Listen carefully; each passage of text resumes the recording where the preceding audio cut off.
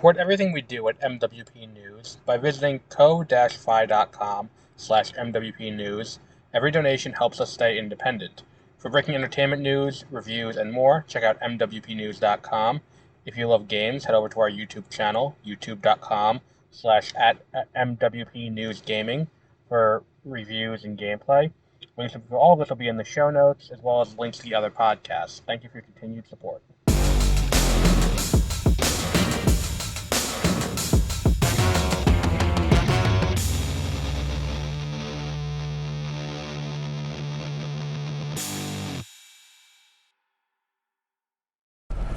Good morning, and welcome to Beware of Spoilers. I am Adam. We are here with the new episode of Peacemaker. And look, last week we didn't talk about the continuity of it all. This week we talked about, we're going to try and shelve conversations on continuity. But again, I find myself in the position of confusion. Because, I feel like I talk about this every week a little bit. The idea that, how much of this is canon is weird. Or how much of the old DCEU is... How much of that being canon is kind of weird. Because the starting issue with this is that Peacemaker is a spin-off of Suicide Squad, or The Suicide Squad, because it's the debut of John Cena as Peacemaker. Okay, great. Then we get to, Then we get to, where did that come from?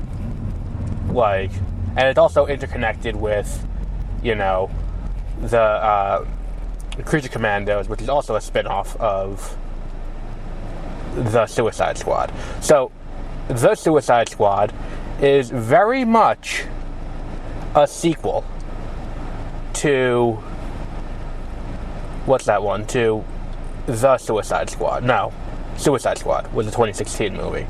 Because it has Harley Quinn, and it has Rick Flag, and Amanda Waller, and all these things, and it's a direct sequel, and it's like the movie opens up, you know the drill, and it goes over the same rules as last time. And here's the issue with this whole situation. It is bizarre to me that they would make the reference to Rick Flag dating Enchantress the way they do in this. Because, it's one thing to be it's all tertiary related, and it's he refers to it as remembering a dream, where it's some of it is canon, some of it's not, and it's parts of it may be real, parts of it may be not. Okay, great. But we're getting into specifics now. And are we gonna reach the point where it's here's the thing. If we can't, you can't extricate characters from their development, especially if we're bringing in characters from an old continuity and having them continue that story. Those two things are going to be inextricably bound. Inextricably bound is the correct word.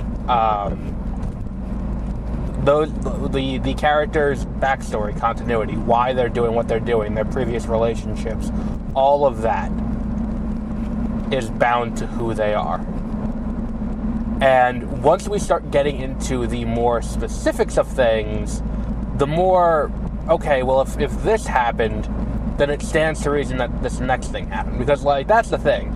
Is that it's he's very specific about it. It's yeah, she's a sorceress, I don't want her to drill a hole in the planet. And it's okay, well, so what happened here? It's interesting that he was seeing Harcourt, at the time behind June's back. It's an interesting little character development piece, but I don't I don't understand why that was a necessary line of dialogue. Because again, what this is doing is unnecessarily muddying the waters. Like, we are at a point now where we're trying to figure out what's canon and what's not, as we try to figure out what is carrying over from the old universe and what is, what's just, new. And they're not doing a good job of really, like, that's my big issue now, is that it's like, the more they do this, where it's like, I'm going to make this not priority one when I'm watching this. Like, priority one is not going to be, what's canon, what's not from the old DCEU. But they keep making it a point. It keeps becoming the big point of like, hey, so this is canon now. Hey, so this is canon now. So now if we're canonizing Enchantress, it's like the fact that Suicide Squad was kind of distantly back has always been something where it's like, well, if you trace it back far enough, it's like Rick Flag and Harley Quinn, and Captain Boomerang were all in the original Suicide Squad, and the original Suicide Squad had, characters from the Justice League in it. The entire reason that movie exists is because Superman dies. Like, Superman dies, so Waller is like, well, what do we do now? Because these extraterrestrial threats are going to keep coming. So we need to do something to keep ourselves safe, so we need to come up with something. What comes up with is Enchantress. And then the Suicide Squad has to take down Enchantress. And I watched this, and I'm just like, it's such a bizarre choice. Because now, once you start canonizing that, it's hard to, unless it's an entirely different series of events that happens in there. Like, so much of that does not make sense. Because the only, like, they're going to make me go back and watch part of Suicide Squad, and that's what I'm afraid of here, is that it's like, because I'm confused about the continuity on that, and there's a non-zero chance that I go back and watch part of it just to kind of get, freshened up. But, like, were June and Rick dating before she finds that thing, and her being the worst archaeologist on the planet, she finds an ancient relic, she's like, let me break it, first and foremost, and unleashes the Enchantress. Like, is that, am I remembering that right, or am I misremembering that, or,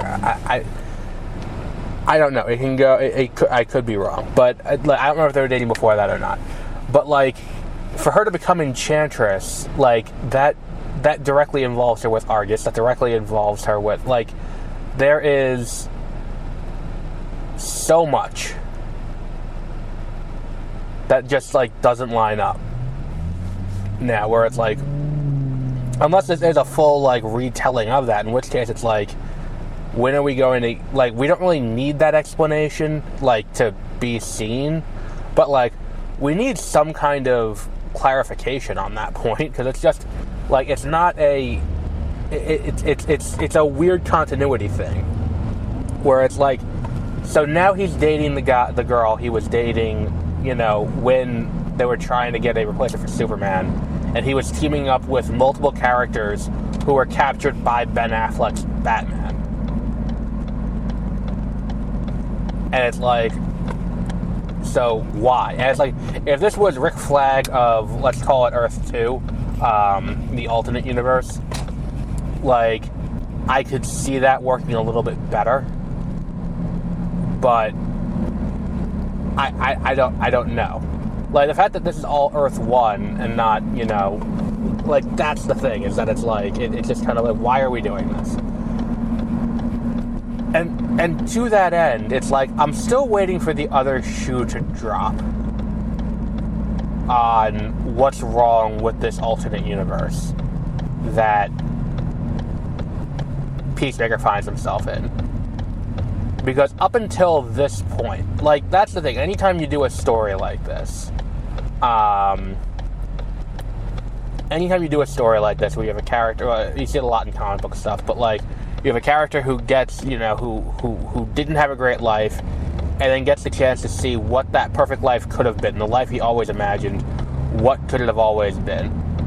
And then the thing is, what's going to be the moment that breaks him? What's going to be the thing that's going to happen that's going to make him go like, oh shit, I got to go back to my universe full time?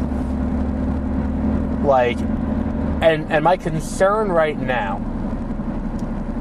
is that the thing that's going to make him go back full time is just that he gets found out and he just can't be happy. Because then it's not his choice anymore. I want Peacemaker to have to make a choice. And therein lies the issue. And I think it's interesting, too, that, like, I think my theory from last time is going to end up being accurate, because there's one little tell in this episode that, like, things are a little bit more weird in this alternate universe.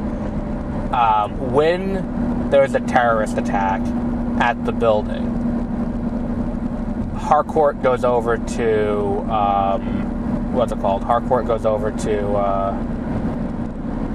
the police. It goes Argus, and it's like this cop's like, oh, I'm sorry, I didn't know you were with Argus, and that is something that I see as Argus has always been kind of a shady government agency. Like, they're not the CIA or anything like that. They're not public knowledge.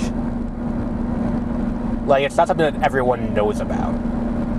And to that end, the fact that this guy knew tells me that, and Argus has kind of just a front office building, like, wherever the fuck they live. It kind of tells me that, like, I feel like there's something going on in this universe. Now, I'm not holding my breath, because I think what this is going to end up being is it's just, Chris is going to get found out, because fundamentally what he's doing is he's living a double life. He's got, his family, with his brother and with, and who would have thought Roy from The Office would play a superhero in anything?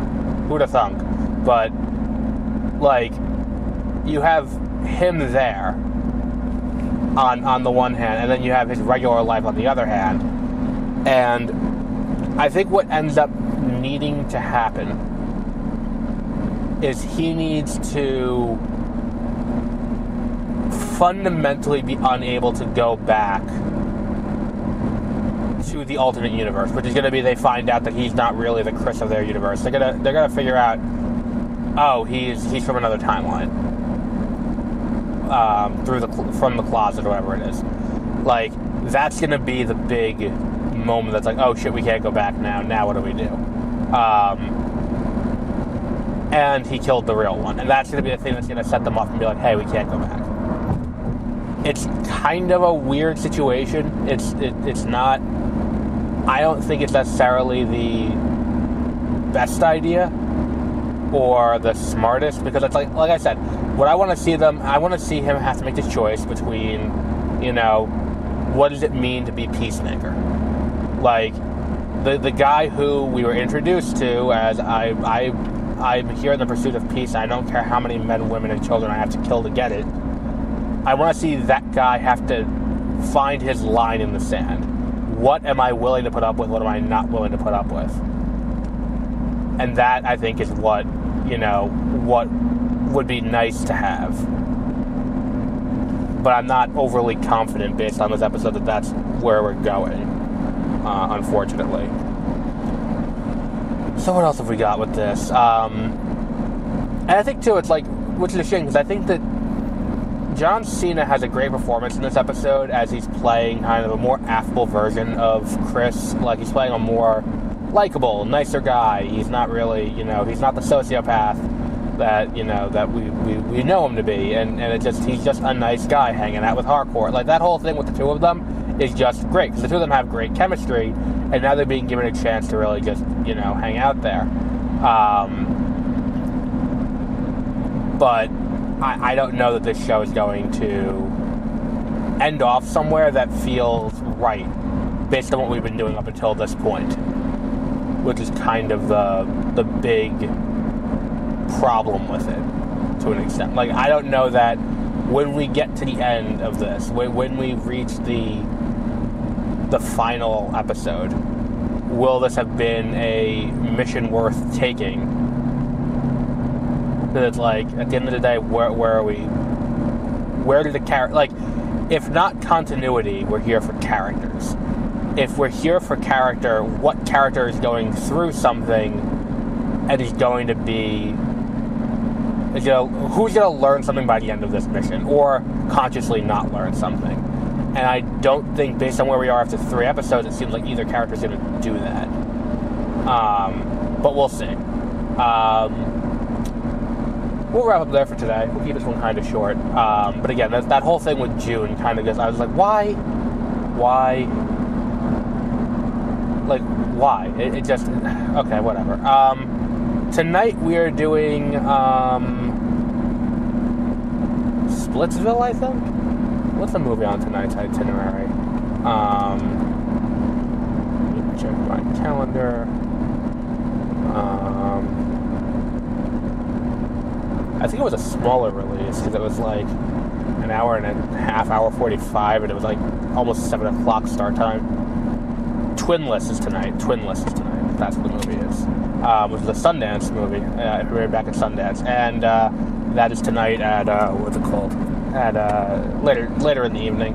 And then we also have, we will be doing The Paper, the new spin-off of The Office on, on Peacock, because I have thoughts on that. I haven't watched it yet, but I've seen the trailer quite a few times. And I have thoughts on what this show is presenting itself to be, and how that, we'll talk about that then. But we'll wrap up there for today. And until our next episode, have a great rest of your week.